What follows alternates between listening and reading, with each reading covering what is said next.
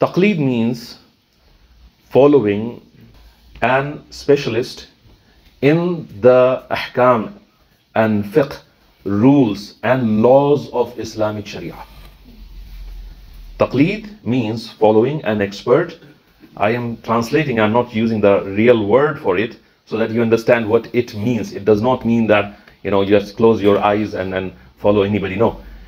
When you are sick, you go to a doctor. When you need advice in some kind of legal matters, you go to a solicitor, right? When you want to build a house, you go to an architect, and so on. This is how our aql works. Our aql says, if you do not know, don't have an expertise in something, go to an expert. Okay, and there are different levels of experts as well. We are not going into that. So when it comes to our faith and religion, we have three different parts of religion: usul-e-deen, furu'-e-deen, and akhlaq.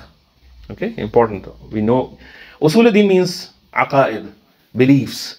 There are 5: Tawheed, Adl, Nubuwah, Imamah, and Qiyamah. This is the aqidah part. We must believe in these before we do anything about our religion. These are the 5.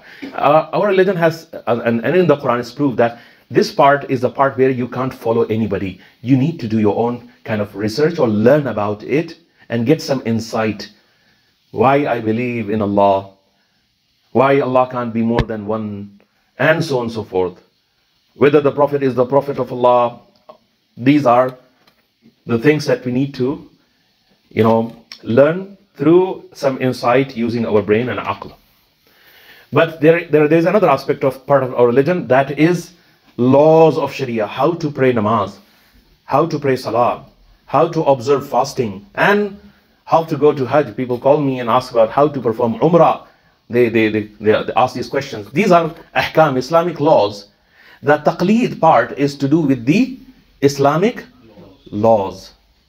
If you are an expert yourself in Islamic laws, then you don't have to do taqlid.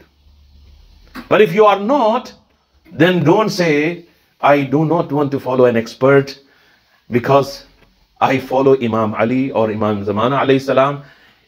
If you could meet Imam alayhi salam or Imam Zamana alayhi salam yourself, I would not say, don't do taqlid of any other expert.